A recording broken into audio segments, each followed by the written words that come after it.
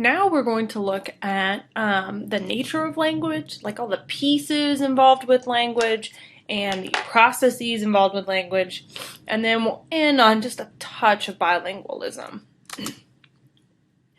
So I've already talked about what psycholinguistics is, but it's a study of the psychology of language, so comprehension, production, and we've already covered acquisition, so how do we learn language. We're not really going to cover language development because that's covered in a bunch of our development courses, and then you have child and family development covers it, and communication sciences covers it. So we're going to stick with sort of the nature of different pieces of psycholinguistics. So grammar is the same thing as syntax. So it refers to the knowledge of the structure of your language. Discourse is a written piece, so it's our understanding of like paragraphs and sentences, more complex information. And propositions are more the smaller pieces of language. Okay, so when we're talking about grammar, we're really looking at like understanding of word order in English is the most important part, and the nature of when things occur and what that means. Whereas propositions are the little pieces in the sentence that we sort of chunk together to comprehend. And discourse is our understanding of the piece as a whole. So if your friend's telling a story, you understand the propositions as the little pieces and the discourse as the moral of the story, the big theme of what they're telling you about. All right, so here's a drawing of that. So at the discourse level, we're talking about the big overall picture. At the grammar level, that's the syntactic piece. We're thinking about it's a noun phrase and a verb phrase, an article, a noun, verb, noun phrase, that sort of thing. Here are the individual words. The chef burned the noodles. We're going to talk a little bit about morphemes. So morphemes are the smallest unit of meaning, so meaning morphemes. And so you can see here that the word burned is actually two morphemes. It's for burn and then the ed for past tense, and noodle, where noodle is two morphemes as well, one for noodle and one for the s, meaning plural. The phonemes are the smallest unit of sound, so this is the International Phonetic Alphabet, and so it tells you how you would pronounce those words. So understanding language is actually understanding all of these pieces at once. So syntax is, most people think about syntax and grammar sort of interchangeably. They're not totally the same thing, but for our purposes, we can think about them as the same. It's the understanding of the relationship between things like nouns and verbs. It's a way to represent sentence structure. And most people believe that we create these sort of parsed trees. So the tree that I showed you on the last slide when reading or listening. So you know that the first noun in the sentence is usually the actor, unless you've realized that it's passive voice, and then you'll switch them. So we use the cookies were smelled before. Cookies are the direct object in that sentence because it's a passive voice sentence. Okay. So the way that you represent syntax is a parsed tree, or phrase structure tree, and that's a diagram of a sentence like we had on the last slide, and talks about the structure of a sentence. So you can see if there are any embedded clauses, which is a proposition, if there are multiple noun phrases, and then what the verbs are. So they think that we build these mental representations, these trees, as we're processing, and that process is key to understanding what is going on in the sentence. So aphasia, like Broca's and Wernicke's, is a language or speech disruption. So the first aphasia is Broca's. We're going to do a little bit of this again. So it's a non-fluent aphasia, and it's named after a French physician named Broca, big shock, who described a patient that had a frontal lobe seizure lesion, that's the word I'm looking for, here in the front temple. Alright, so another picture. Here is Broca's up in the front, and Wernicke's is back here in the back. And so here's the problem. Check out is what sandwiched between them, bam, is the motor speech area. So often when you see Broca's and Wernicke's, you'll also see speech production problems because you'll get, this is the left brain, so the right side of the face will have some issues because that area of the brain that controls it has been disrupted. So you'll see the drooping mouth or the sort of paralysis on one side of the face. And so it's quite unfortunate because Broca's and the area that controls the right side of the face and Wernicke's are all right there together. So sometimes you can have a stroke in both, unfortunately. So morphemes are the smallest unit of meaning in a language. So morphemes like chef, and burn convey meaning, but don't really tell you about the sentence. But the things that tell you about the sentence are called content morphemes. So content morphemes are the function words in a sentence, the ones that do all the work. So the, and, a, prepositions. And then there are morphemes that indicate the tense. So the ed is past tense and the s is plural. And that helps you understand the syntax of what's going on in the sentence. So they're not a whole lot about meaning in a word, but they give you clues to meaning in the sentence. So, the cool thing is that you also get that representation in American Sign Language. So ASL tends to not have a lot of the function words because they're sort of superfluous. You don't really need them. But what you can see is that you end up conveying meaning just in a different way. So the first version of the word give is simply to move the hand forward. But if you're saying, I gave a lot, you might do it several times and give to each several hand motions, and then, oh my gosh, it's everything everywhere is sort of a combination of all of those. And so that really gets at the morphemes that you can't express all the time with a visual language versus a propositional language, a verbal language. All right, so back over Wernicke's. Wernicke's is the fluent aphasia because you get syntax. So the problems are more word and morpheme problems. Okay, so named after another physician, Wernicke, and he was describing a patient who had damage to this area. There have been many more. So they use function morphemes, and their sentences are grammatical, but the sentences don't make sense. So the semantics of the sentence is broken versus the content of the sentence.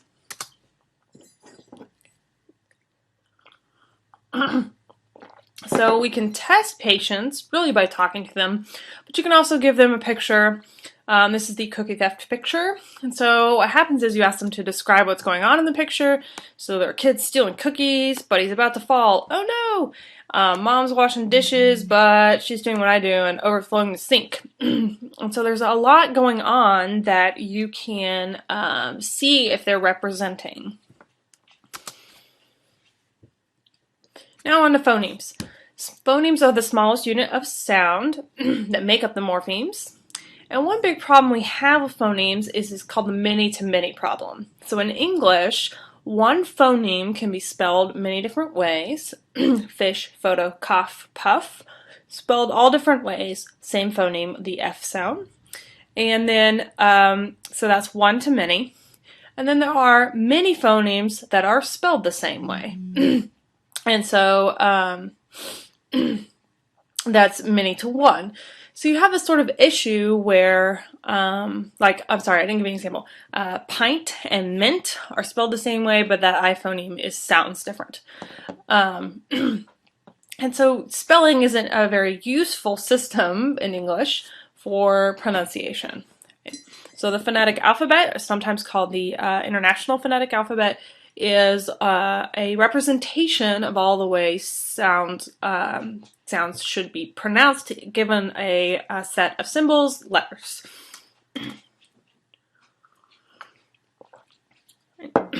Now we're going to talk about language comprehension. This is not reading. Reading is the next module. But a little bit on the pieces to language that are very interesting, especially for me, speech perception. I think speech perception is sort of fascinating because it's so complex and we do it so fast. So reading will be in the next section. We're also going to talk about cursing as part of the figurative language stuff, and that's in the next video. All right. So the word lexicon is our mental representation of words, sort of like semantic memory. It is a mental dictionary. Okay, so our representations of words are not just a list of facts, like here's how it's pronounced, here's how what part of speech it is, here's what it means. So it's not a dictionary in that sense.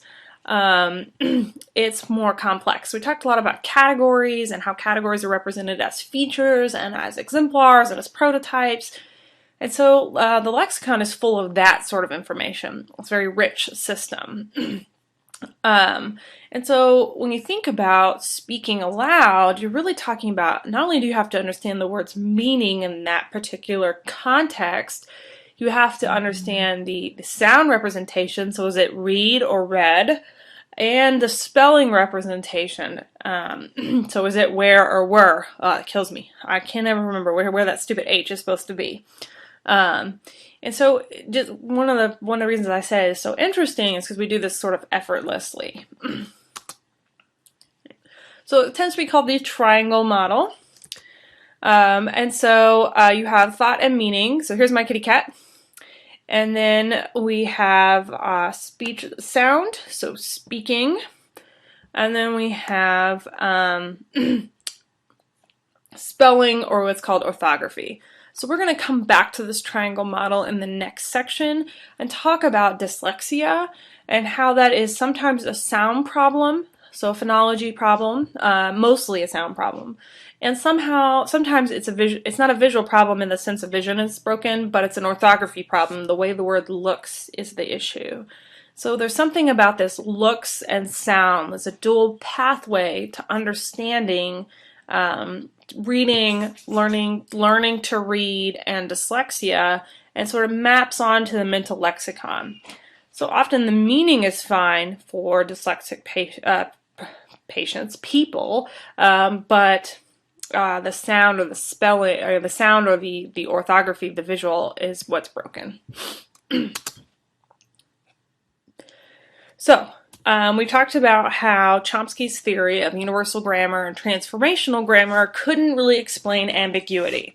So how do people understand ambiguous instances, which is difficult for psychologists to explain because it is so complex. So we have a language that allows us to have multiple representations for the same sounds.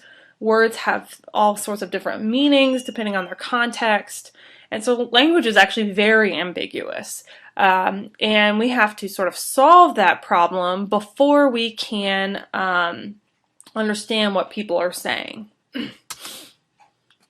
So if I say Ken shot a buck, most people represent that as hunting. Or it could be that I shot a dollar bill. So that's also a buck. So it really depends on what kind of activation we're getting for word meaning. So when you think about shooting bucks, you're usually talking about deer and not dollar bills. So here's some examples. A word boundary problem, which we'll get to here in a second. Is it ice cream or ice cream? So that's why the funny song, you scream, we all scream for ice cream. Or you read the word wend, or is it wind? It depends on the sentence. Is it permit, such as in license, or permit?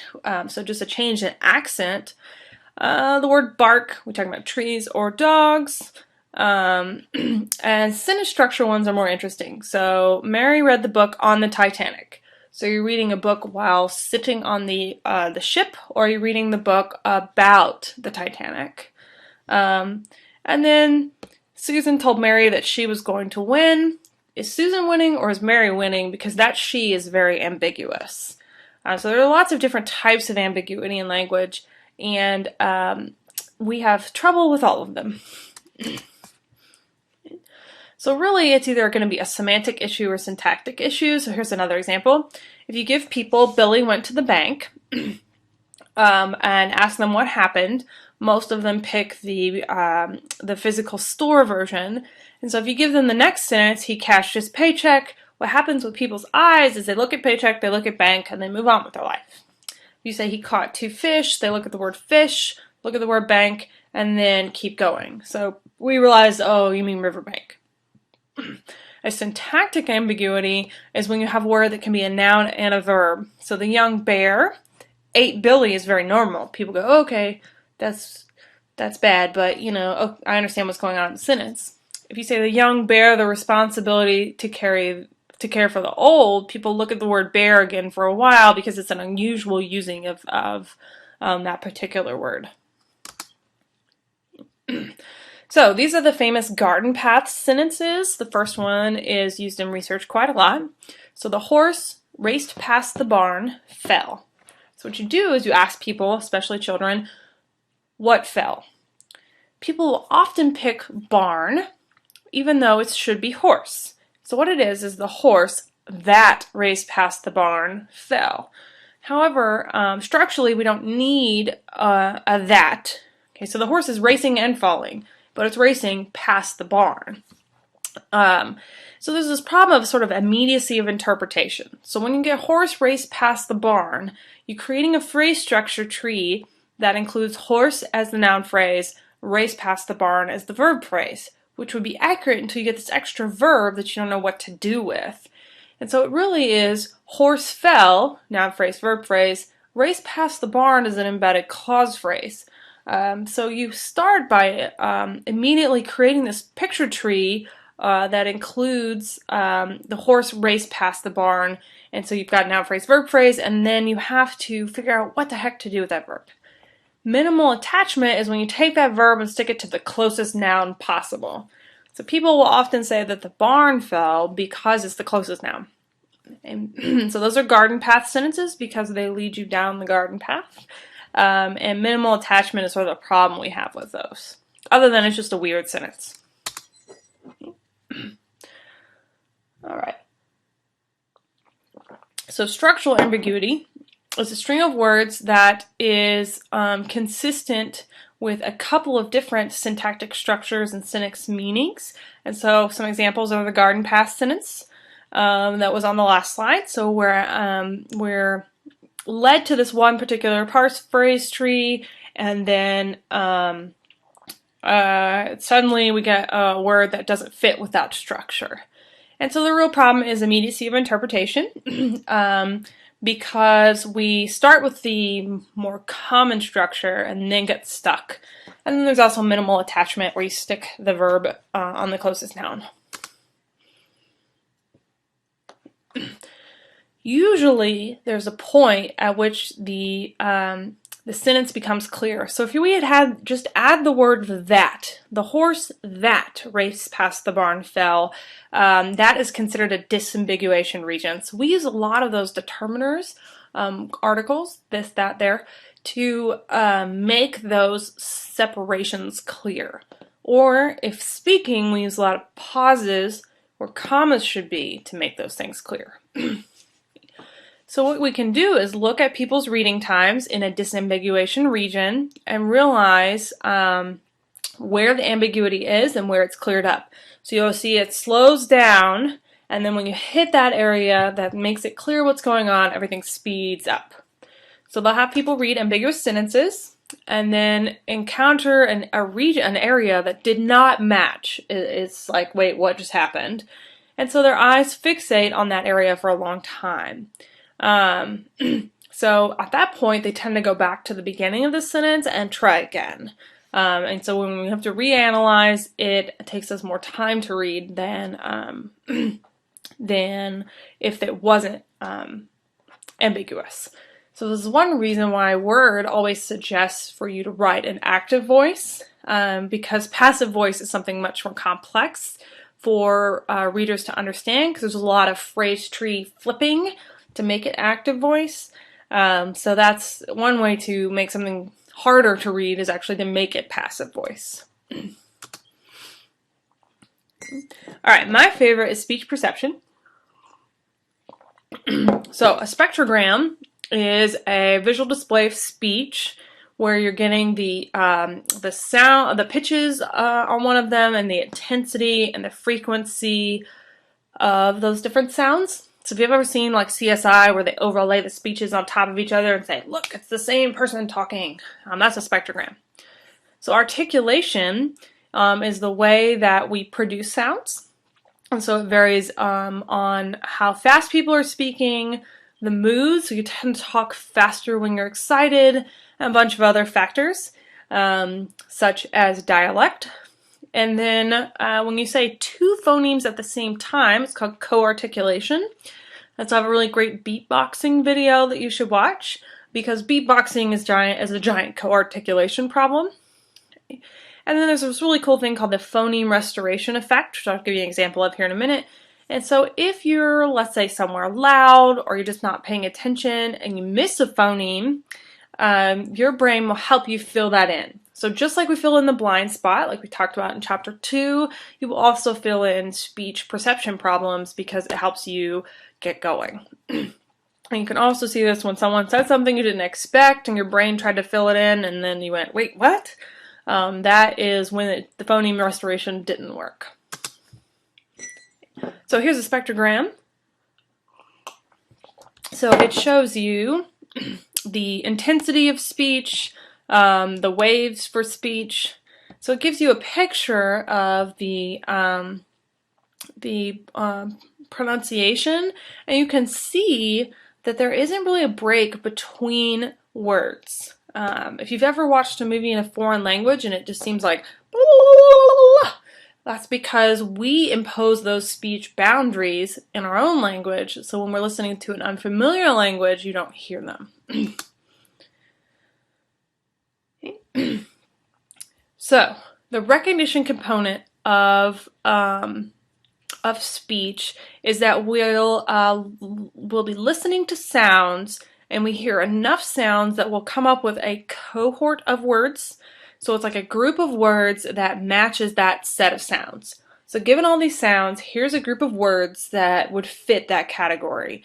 And as we get more sounds or context, the number of words that could possibly be gets smaller and smaller. And so that tends to be called neighborhood density. So there's phonological neighborhood, the number of words with a change in one sound. An orthographic neighborhood, the number of words with a change in one letter that changes the way it looks. And so words with a large phonographic neighborhood are harder to understand because there are so many options that it could be. So we use sentence meaning to help us weed out those other words. Okay. We don't really think about this though, because you don't think, okay, what's that cat, hat, bat, or what was that word? We do this so quickly, and so the cohort model says that there must be something else being considered where you get a greater degree of activation, and that's going to be sentence context. All right. So, some cool things that I've found in speech perception. An average speaker produces 15 sounds per second or faster. You have to think about phoneme production varies pretty widely. So, if you think about a more Jersey accent versus a more Texas accent, understanding how we can process both of those and know what's going on. Context allows us to fill it in. That's the phoneme restoration effects. There's an experiment for the McGurk effect, which is about visual cues in your lips, and putting boundaries on words. So we feel like there's a space between words when there really isn't. So speakers vary in pitch, they vary in tone, they vary in the rate of production and how much they slur. So in a lot of languages, slurring is very common. Not as much in English. I'm thinking of like the determiner markers and things like French and Spanish where you're supposed to run them all together. And then the vary in co-articulation. So I've provided this link and additional resources. You should go watch it. It's a beatboxer from French American Idol, and it's really awesome. And then the phoneme restoration effect, or understanding context, will let us determine what the missing phoneme here is, depending on the meaning of the sentence here. So the eel on the axle is a wheel, the eel on the shoe, it's a heel, peel, and I know that's not how meal is spelled, but it does sound the same.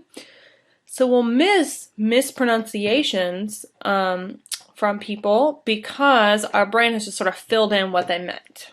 So that's the phoneme restoration effect.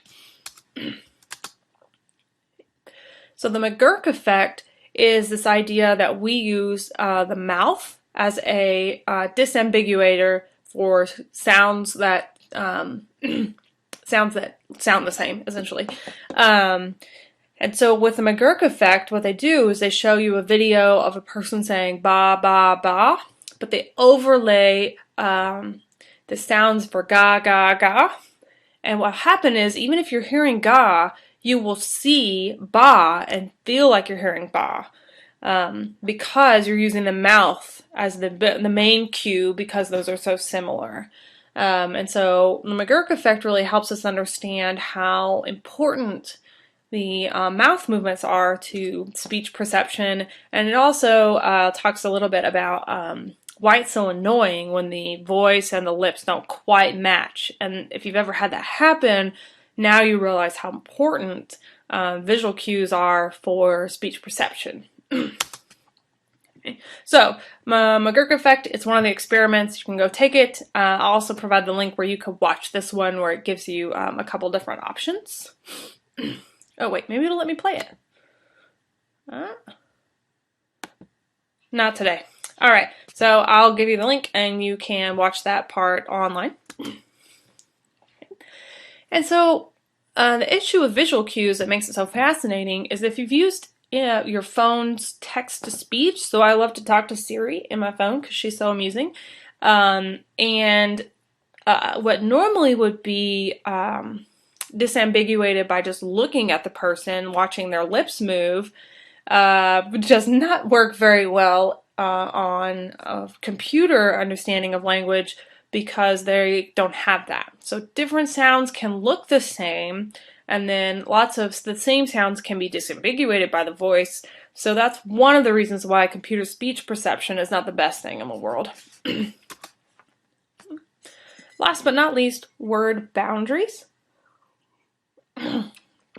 So, natural speech does not pause between words, otherwise it would be extremely awkward, right? So pausing between them would make it very uncomfortable.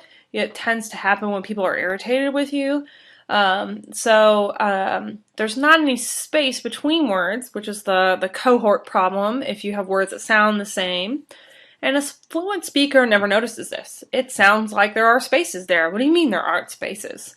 A big thing to say in Texas is "jeet yet." And so what you've done is you've slurred like 4 different words together, but no one really has any trouble with it until you are going to graduate school with somebody from California who has never heard anyone in their life say that, and they have a moment because they don't know what you're saying. They also made fun of us for saying y'all. But it's this idea of like there are moments where you realize like what? Because someone has slurred all of their words together. And that happens more in languages that are faster than languages that are slower. Alright, moving on. So how do we represent meaning in terms of like language versus like category kind of meaning? So if you look at patients who have damage to the temporal lobe, and they show these category-specific impairments. So some categories are harder to activate than others. So what they do is they show them a picture and they say, what is this thing? Or they say, point to the banana. And you'll see that you have this impairment of category representation with damage to the temporal lobes. And remember, the temporal lobes are involved in memory and they're part of the what system. So what is it that I'm seeing? And so sometimes the meaning of what's going on is broken. And so they've shown that these different areas have different breakdowns in meaning. So if you're talking about actions, right, this is really close to the motor cortex, right? And then this is the parietal lobe, where you're talking about actions in space. Sounds, here close to the auditory cortex. Motion, oddly, is in the temporal lobe. Color, here close to the occipital lobe. Excuse me, and form, shapes. Okay. And so there are these specific places that seem to store the information for those types of meanings. Figurative language is the sort of fun stuff in language. So the point of it is that it's ambiguous. So it's like metaphors, similes, idioms, sarcasm. So understanding figurative language is interesting because it's not the traditional activation of meaning. So if I have, that's why this is in the meaning section. If I have a common phrase and it has an alternative interpretation, you have to activate both and figure out which one people are talking about. So this is sort of like the urban dictionary section of your brain. So intonation is the rise and fall of a sentence. Sometimes it's called prosody, so the melody of a sentence. And so irony jokes will really rely on intonation. And so if you want to watch some fun things for intonation, go watch George Carlin. He did a lot on understanding language. The 7 words that you can't say on television is his bit, and that in the next section is cursing, so I would recommend it. And he really talks about like the way that you say things can really impact interpretation of them. And that is actually on the right side of your brain. Everything else we've done has been on the left, but figurative language tends to be in the right hemisphere. And so what you see is that you have activation of that area of the brain in interpreting alternative meanings. So the right side is kind of picking up what the left side is missing, if you will. Okay. So to sum all this up, language is complex. It's got lots of parts. So there's discourse, there's prepositions, phonemes, morphemes, syntax. There's a lot of information that goes into language comprehension. This is the triangle model of language comprehension. There's a lot of interesting things that happen with speech production. And then we talked a lot about ambiguity and figurative language.